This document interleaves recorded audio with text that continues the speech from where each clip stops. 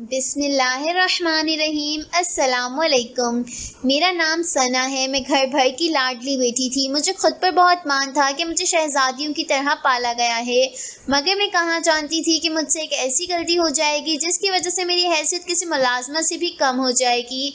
हम एक तो मंजिला मकान में रहते थे। मेरे अब्बू दो भाई थे। मेरे अब्बू बड़े थे, हम ऊपर वाले पोर्शन में रहते थे, जबकि चचा नीचे रहते थे। हमारे घर के हालात चचा के घर के हालात से ज़्यादा अच्छे थे। हम दो बहन भाई थे। मेरे बड़े भाई की शादी हो चुकी थी और उनकी एक बेटी भी थी, जबकि मेरे चचा के दोनों बेटे कंवारे थे। वो कोई ख़ास काम वाम भी नहीं करते थे। आज से कुछ साल कबल मेरे चचा ने अपने बड़े बेटे सलीम भैया के लिए मेरा रिश्ता मांगा था। तब मैं बीए कर रही थी, जबकि सलीम भैया एमए कर चुके थे और वो बेरोज़गार थे। हम सब नीचे चचा के घर फ़हीम भैया के इम्तहानात में कामयाबी पर मुबारकबाद देने गए थे। सहन में कुर्सियाँ लगी हुई थी। दोनों घरों के सभी अफराद मौजूद थे। जब ये बात हुई थी, मेरी अम्मी ने जब ये सुना तो वहाँ पे से ही बाहर हो गई थी। उन्होंने अब्बू को भी बोलने का मौका नहीं दिया था। अम्मी ने चचा को खूब सुनाई थी। अम्मी ने कहा, आप लोगों की हिम्मत भी कैसे हुई मेरी नाजुक अली बेटी का रिश्ता मांगने की? आपको तो खुद 2 वक्त की रोटी भी ढंग से नसीब नहीं होती, आप लोग मेरी बच्ची को क्या दे सकेंगे? आज आप सब लोग मेरी बात कान खोल कर सुन लें कि मैंने अपनी सना का रिश्ता अपनी करोड़पति बहन के हाथ तय कर रखा है। अम्मी इतना कहकर वहाँ से उठकर घर चली गई थी। अब्बू और भाई अम्मी के इस रवैये से माजरत करने लगे थे। मैंने एक नज़र उन सब पर डाली थी। उनके चेहरों से गम और मलाल साफ वाज़ेह था। भाभी मुझे अपने साथ ही ऊपर ले गई थी। इस वाक़े को जब 5-6 दिन गुजर गए तो भाभी मेरे कमरे में आई थी। वो इधर उधर की बातें करने के बाद बोली, फ़हीम बहुत अच्छा लड़का है, बहुत हसास भी है। उस दिन जब अम्मी ने चचा लोगों को बेइज्जत किया था तो सबसे ज़्यादा दुख फ़हीम के चेहरे पर था। मेरे ख़्याल में तुम्हें फ़हीम से माजरत कर लेनी चाहिए। फ़हीम सलीम भैया का छोटा भाई था। मुझे भाभी की बात सुनकर थोड़ा अजीब लगा था। मैंने कहा, भाभी अम्मी ने बुरा भला तो सलीम भैया को कहा था, तो फिर फ़हीम से माजरत क्यों करूं? भाभी बोली, क्योंकि वो तुम्हें पसंद करता है, ऐसा मुझे फ़हीम की आंखों को देख कर लगा है। उसकी आंखों में तुम्हारे लिए बहुत चाहत समेटी हुई है। भाभी की बात सुन के मेरे कान साए साए करने लगे थे। मैं खामोश ही रही थी। मेरी भाभी बहुत अच्छी थी। वो उम्र में मुझसे फ़कत 5 साल ही बड़ी थी। इसी वजह से हमारी आपस में बहुत खूब गहरी दोस्ती थी। भाभी मुझसे हर बात कर लिया करती थी। वो मुझे बताती थी कि मोहब्बत बहुत अच्छा जज्बा है, मोहब्बत में बहुत सुरूर है। हर इंसान को ज़िंदगी में एक बार तो मोहब्बत ज़रूर करनी चाहिए। कभी भाभी मुझे कुछ बातें बताती तो कभी कुछ। आज उनके मुँह से फ़हीम की बात सुनकर मेरा दिल धड़क उठा था। वो उम्र भी तो ऐसी होती है ना, इश्क मोहब्बत एक ख्वाब सा लगता है। उस दिन के बाद भाभी ने मेरे साथ ऐसी कोई भी बात नहीं की थी। सलीम भैया का प्रपोजल रिजेक्ट करने के बाद भी हम दोनों घरों में वैसी ही दोस्ती हो गई थी। मैं चची के पास अक्सर आती जाती रहती थी। उन दिनों मैंने भी फ़हीम की आंखों में अपने लिए जज्बात उभरते हुए देखे थे। फ़हीम मुझसे बात करने के बहाने ढूंढा करता था। एक दिन मैं किचन में खड़ी चची के लिए चाय बना रही थी जब फ़हीम किचन में आ गया। वो मेरे साथ इधर उधर की बातें करने लगा था। फिर बोला, उस दिन जब अम्मी ने सलीम भैया के लिए तुम्हारा रिश्ता मांगा था तो मैं काम कर रह गया था। मुझे लगा था कि शायद मैं तुम्हें खो दूंगा, मगर भला हो ताईजान का कि उन्होंने इस रिश्ते से इनकार कर दिया। फ़हीम की बातें सुनकर मैं शर्मा गई थी। मैं जल्दी से किचन से बाहर निकल गई। फ़हीम मुझसे महज 2 साल ही बड़ा था। शुरू से ही हम दोनों में बहुत गहरी दोस्ती थी। सलीम खुश शक्ल, खुश मिजाज और नहायत काबिल लड़का था। मुझे भी फ़हीम अच्छा लगता था। उसका इजहार मोहब्बत सुनकर मैं कई रातें सो ना सकी थी। फिर यूं ही इशारों इशारों में फ़हीम अपनी मोहब्बत का इजहार मुझसे करता ही रहता था। एक दिन मैंने भाभी के साथ भी ये सब शेयर कर लिया था। वो मेरी बात सुनकर बहुत ज़्यादा खुश हुई थी। उन्होंने मेरी खूब हौसला अफजाई की थी। वो कहती थी कि इंसान को मोहब्बत कौन सा रोज़ रोज़ होती है। फ़हीम के साथ बाहर आया जाया करो, इन दिनों को एंजॉय करो। मैं अम्मी से खौफज़दा थी, मगर भाभी बोली, सना तुम्हें तो तुम्हारे घर वाले 7 खून भी माफ़ कर देंगे, ये तो फिर अपने कज़न से मोहब्बत है। यूँ हमारी मोहब्बत परवान चढ़ती रही। एक दिन मुझे फ़हीम ने कोर्ट मैरिज करने को कहा, मगर मैंने उसे साफ साफ इनकार कर दिया था। वो मेरे इनकार को अपनी अनक का मसला बना बैठा और मुझसे दूर होने लगा था। वो कहता था कि मैं उसके साथ सिर्फ वक्त गुजारी कर रही हूँ, तभी तो शादी से इनकार कर रही हूँ। खुद को सच्चा साबित करने के लिए मुझे उसके साथ शादी करनी ही पड़ी थी। हमने सबसे छुपकर कोर्ट मैरिज कर ली थी। इस रास में मैंने सिर्फ और सिर्फ भाभी को शरीक किया था, बल्कि यूँ कहूँ तो ज़्यादा मुनासिब होगा कि भाभी ने ही मुझ पर जोर डाला था कि मैं अपनी मोहब्बत को किसी तौर पर भी ना खोऊं। वो वक्त बड़ा हसीन गुजरा था। जवानी की उम्र, फिर मोहब्बत और फिर शादी, ये सब बहुत ख्वाबी सी दुनिया लगती थी। इस हसीन ख्वाब से मैं तब बेदार हुई थी जब मेरी तबीयत एक दिन अचानक से ख़राब रहने लगी थी। हर वक्त जी मतलाता और चक्कर आते रहते। मैंने ये सब जब भाभी को बताया तो वो खुशी से झूम ही उठी थी। उन्होंने मुझे गले लगा लिया था और बोली थी, मुझे लग रहा है कि तुम उम्मीद से हो। भाभी की बात सुनकर एकदम से मुझ पे जैसे कयामत टूट पड़ी थी। ये कैसे हो सकता है? मेरे घर वालों को तो मेरी खुफिया निकाह का भी इल्म नहीं था और ना ही मेरी रुखसती हुई थी। मैं घर वालों का सामना करने के खौफ से ही डर चुकी थी। मैंने फ़ौरन से फ़हीम को सारी सूरत हाल से आगाह किया था। वो भी खौफजदा हो गया था। वो मुझे डॉक्टर के पास ले गया। डॉक्टर ने हमारे शक की तस्दीक कर दी थी। मैं वाकई में माँ बनने वाली थी। मुझ पर बहुत खौफ तारी हो गया था। मैं अपने घर वालों को क्या जवाब देती? फ़हीम ने मुझे मशवरा दिया था कि मैं ये बच्चा ख़त्म कर दूँ, मगर मेरा ज़मीन नहीं माना था। गलती मेरी थी, मैंने छुपकर शादी की थी। इस चीज़ की सज़ा मैं नन्ही जान को क्यों देती? फ़हीम ने मुझ पर दबाव डालना शुरू कर दिया था। भाभी से मैंने मशवरा मांगा तो वो बोली कि तुम अपने बच्चे वाली बात घर में सबको बता दो। फ़हीम का किसी को मत बताना, बल्कि घर में यही कहना कि तुमसे गुनाह सरजद हो गया है। जब तुम गुनाह की बात करोगी तो तुम्हारे वालिदैन बिना छूम-छराह तुम्हारी शादी फ़हीम से कर देंगे। यूँ तुम दोनों के दरमियान से हर रुकावट खुद ही ख़त्म हो जाएगी। मुझे भाभी की बात सुनकर शदीद खौफ आया था, मगर उनकी बात किसी हद तक ठीक भी थी। मैं कुछ देर तो खुद को पुरसुकून करने के बाद अम्मी के कमरे में चली गई थी। वो उस वक्त अकेली ही बैठी थी। मैं उनके पास जाते ही उनके कदमों में गिर पड़ी थी। मैं ज़ारो कतार रो रही थी। अम्मी मेरी हालत देखकर घबरा गई थी। उन्होंने मुझसे माजरा पूछा तो मैंने उन्हें सब कुछ बताया। अम्मी, मुझसे एक बहुत बड़ा गुनाह हो गया है और इस गुनाह की निशानी मेरी कोख में पल रही है। अम्मी मेरी बात सुनकर शदीद घबरा गई थी। उन्होंने कहा, इस राज को राज ही रहने दो, इस बात में किसी तीसरे को शरीक मत करना। भाभी ने मुझसे बार बार कहा कि मैं ये बात अपने भाई और अब्बू को बताकर अपने ज़मीर पर बड़े बोझ को उतार फेंकूं, मगर मेरी अम्मी ने मुझे कसम दे रखी थी। मैंने फ़हीम को बता दिया था कि मैंने ये सारी बात अम्मी को बता दी है और उनसे ये कहा है कि मुझसे गुनाह हो गया है। फ़हीम बहुत खुश हुआ और बोला कि अब इस निशानी को भी जल्द से जल्द मिटा देना। मैं हामी भरकर घर आ गई थी। अब मैंने और फ़हीम ने एक दूसरे से मिलना जुलना भी तकरीबन ख़त्म कर दिया था। हम दोनों ही परेशान थे। उसने मुझे एक दिन पार्क में बुलाकर पूछा कि तुमने बच्चे वाला किस्सा ख़त्म कर दिया है या नहीं। मैंने उसे बताया कि ख़त्म कर दिया है तो वो मुस्कुरा पड़ा और मुझे खाकी लिफाफे में बंद कागजात थमाकर चला गया। मैंने घर आकर वो कागजात खोले तो उनमें तलाकनामा देखकर मैं फूट फूट कर रो दी थी। मुझे ज़िंदगी से नफ़रत हो गई थी। मुझे समझ ही नहीं आ रहा था कि फ़हीम ने मेरे साथ ये सब क्यों किया था। मैंने तो अपने बच्चे को भी ख़त्म नहीं किया था, क्योंकि मुझे यकीन था कि जब मैं इस बच्चे को जन्म दे दूँगी तो मुझे और फ़हीम को एक होने से कोई भी नहीं रोक पाएगा।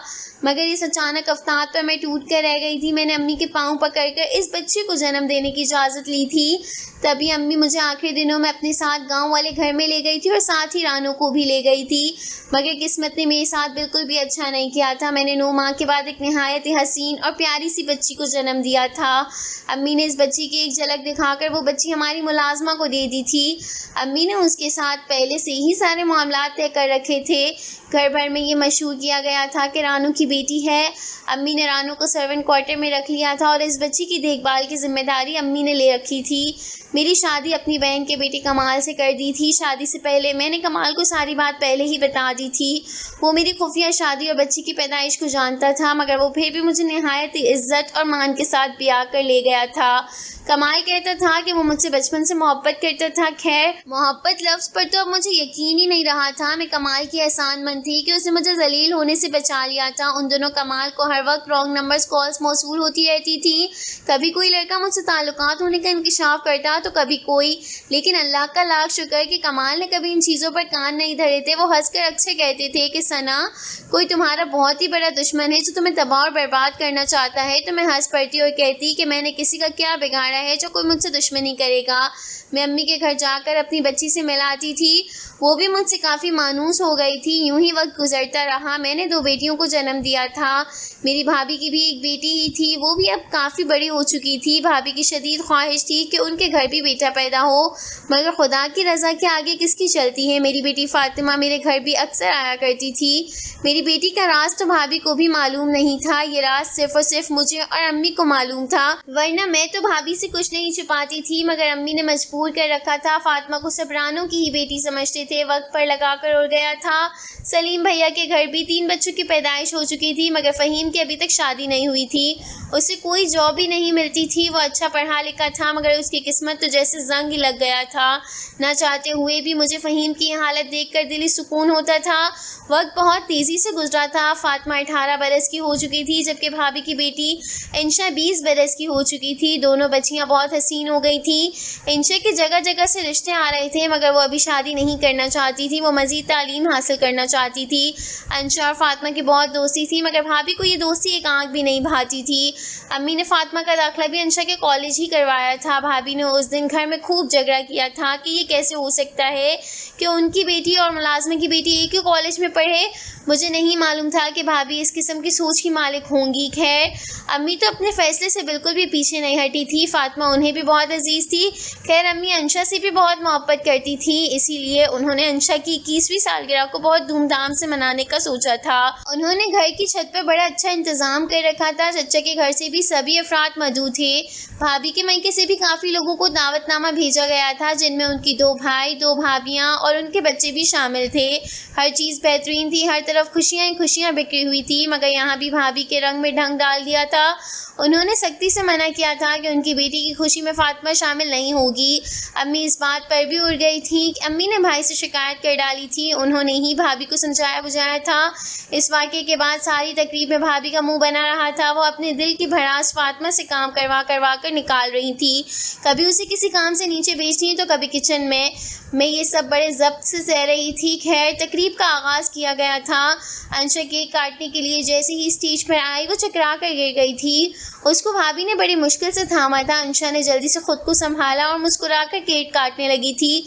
सब मुस्कुराकर अंशा को सालगिरह की मुबारकबाद दे रहे थे। जब वो केक काटते हुए चकरा कर नीचे गिर गई थी, पूरे घर में तूफान बरपा हो गया था। अम्मी अंशा का सदका दे रही थी तो भाभी रो रो कर हलकान हो रही थी। अंशा पर पानी डाला गया तो वो होश में आ गई थी। भाभी ने अपनी भाभी शमसा से अंशा को चेकअप करने को बोला था। वो एक सीनियर डॉक्टर थी। उम्र ज़्यादा होने की वजह से तजुर्बा भी काफ़ी था। वो आगे बढ़ी और सोफे पर लेटी अंशा का मुआयना करने लगी थी। उन्होंने अंशा की नब्ज़ टटोली, फिर मुकम्मल जायज़ा लेने के बाद बोली, अंशा बेटी ठीक तो है, मगर मामला काफ़ी संगीन है। मैं इस बारे में कुछ भी नहीं कहना चाहती, बेहतर है आप इसे अस्पताल ले चलें। भाभी ये बातें सुनकर तरफ पे उठी थी। वो रोते हुए बोली, भाभी शमसा, आपको मेरी जान की कसम है, आप मुझे सब सच सच बता दें। भाभी शमसा नहायत अस्तराब में लग रही थी। उन्होंने बड़ी मुश्किल से बात शुरू की थी, हो सकता है कि मेरा तजुर्बा गलत हो गया हो, मैं दुआ करती हूँ कि गलत ही हो, मगर मेरा तजुर्बा यही कहता है कि अंशा उम्मीद से है। ये बात सुनकर तो उन पे मौत की कैफियत सी तारी हो गई थी। भाभी अपना सीना पीटने लगी थी। तब भी अचानक फ़ातिमा की चीखों की आवाज़ सुनाई दी थी। वो नीचे चच्ची के घर गई हुई थी। सब अंशा को भूल कर नीचे की जाने भागे थे। नीचे पहुँच कर मैंने फ़ातिमा को डरे सहमे हुए पाया था। वो हमें देखकर भागकर अम्मी के गले से जा लगी थी। सामने ही मुजरिम बना फ़हीम खड़ा था। मैंने फ़ातिमा से पूछा कि तुम क्यों चीख रही थी, तो वो रोते सिसकते हुए बोली, आंटी, फ़हीम अंकल कह रहे हैं कि मैं उनसे शादी कर लूं क्योंकि मैं उन्हें अच्छी लगती हूं। अगर मैंने उनसे शादी ना की तो वो मुझे बर्बाद कर देंगे। तेज़ाब की बोतल फ़हीम अंकल की जेब में है। फ़हीम की तरफ मेरे पिछले भी बड़े हिसाब निकलते थे। मैंने उसके मुंह पर पत्थरों की बरसात शुरू कर दी। वो भी ढीठ बना थप्पड़ खाता रहा था। उसने ज़रा भी मज़ाहमत नहीं की थी। जब मैं थक कर पीछे हटी तो वो बोला, और मारो मुझे सना, इतना मारो कि मेरे नसीब की कालक ढल जाए। मैं एक बार फिर चीखी थी। मैंने कहा, फ़हीम, तुमने जिस लड़की को शादी की ऑफ़र की है वो तुम्हारी सगी बेटी है। ये वही फ़ातिमा है जिसकी पैदाइश को सुनकर तुमने मुझे तलाक दे दी थी। तुम तो मर्द क्या इंसान भी नहीं हो। पहले मेरी ज़िंदगी बर्बाद कर दी और अब। फ़हीम रो पड़ा था। वो बोला, क्या वाकई फ़ातिमा मेरी बच्ची है? मैं लावारिस नहीं हूँ इस दुनिया में। फिर वो मुझसे मुखातिब हुआ था, सना, मैंने कभी तुम्हें आँख उठा कर भी नहीं देखा था। मोहब्बत तो बड़ी दूर की बात है। उस दिन जब ताईजान ने मेरे अब्बू की बेइज्जती की थी, तुम्हारी भाभी ने मुझे बार बार उकसाया था कि यही तो वक्त है उनसे बदला लेने का। वो मुझसे बार बार कहती थी कि मर्द बनो और सना को प्यार के जाल में फंसा कर अपना बदला पूरा कर लो। मैं कभी अब्बू की वो बेइज्जती भूल भी जाता जो ताईजान ने की थी, मगर मुझे भाभी फिर याद करवाने आ जाती थी। उन्हीं के मजबूर करने पर ही मैंने तुमसे छुप कर निकाह किया था। लेकिन जब तुमने मुझे औलाद की बात बताई तो मेरे होश ठिकाने लग गए थे। तब मुझे एहसास हुआ था कि इस बदले के चक्कर में हम बहुत आगे निकल गए हैं। फिर मैंने तुम्हें तलाक दे दी। जहाँ तक फ़ातिमा की बात है, इसको तो मैं औलाद की तरह ही समझता था, मगर मैं अब तुम्हारी भाभी की असलियत सबको बता देना चाहता था। इसीलिए मैंने इसको डराया था ताकि ये चीखे और तुम सब नीचे आकर मेरी बात सुन लो। फ़हीम इतना कहकर मेरे कदमों में गिरकर मुझसे माफ़िया मांगने लगा था।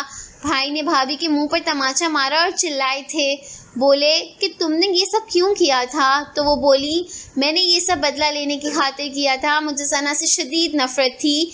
ये नफ़रत इसलिए थी कि मेरा शौहर बहन का ग़ुलाम था। जब भी हम मियाँ बीवी बाहर घूमने के लिए जाते तो ये हमसे पहले तैयार होकर खड़ी होती थी। बस ये इकराम मेरे दिल में पड़ गई थी। फिर सना की ऐश इशरत देख कर भी मैं जलती थी। वो इतनी खुश क्यों थी? सब उससे इतनी मोहब्बत क्यों करते थे? उसे तो सबकी नज़रों से गिर जाना चाहिए था। मैंने फ़ैसला कर लिया था कि मैं सना को इसके घर वालों की नज़रों से गिरा कर ही रहूँगी। जब ये भाई की नज़रों से गिर जाती तो मैं इसकी शादी किसी गरीब घराने में करवा के अपनी हर महरूमी का बदला ले लेती। मगर सना की माँ ने बड़ी चालाकी से सब बात छुपा ली थी। अभी भाभी बात ही कर रही थी जब मंशा आ गई थी। वो बोली, मामा आपने आज से 19 साल पहले फूफो के लिए गड़ा खोदा था, उसमें आज आपकी बेटी गिर गई है। मैंने अपने कॉलेज की चौकीदार से खुफिया शादी की है। मेरे पेट में उसी का बच्चा पल रहा है। मैं ये सब बातें सुनकर पागल होने वाली हो गई थी। मैंने खामोशी से गाड़ी निकाली और मैं वहाँ से चली गई थी। फिर अम्मी ने ही मुझे बताया था कि अंशा की रुखसती उस चौकीदार से कर दी गई थी। भाभी को भाई ने तलाक दे दी थी जबकि फ़हीम दुबई चला गया था। मगर उसने जो मेरे साथ किया था उसका बदला तो उसे दुबई में भी मिल सकता था। मैंने कमाल की रजामंदी से फातिमा को अपने पास रख लिया है। अब हम सब हंसी खुशी रहते हैं, मगर किसी का दिल दुखाने वाले कहाँ खुश रहते हैं। वो आज भी दर दर की ठोकरें खा रहे हैं। तो दोस्तों, अगर आपको मेरी कहानी अच्छी लगी है तो कहानी को लाइक और शेयर ज़रूर कीजिएगा। चलती हूँ मैं, अपना बहुत ज़्यादा ख्याल रखना दोस्तों। मिलते हैं अपनी कहानी के साथ। अल्लाह हाफिज़।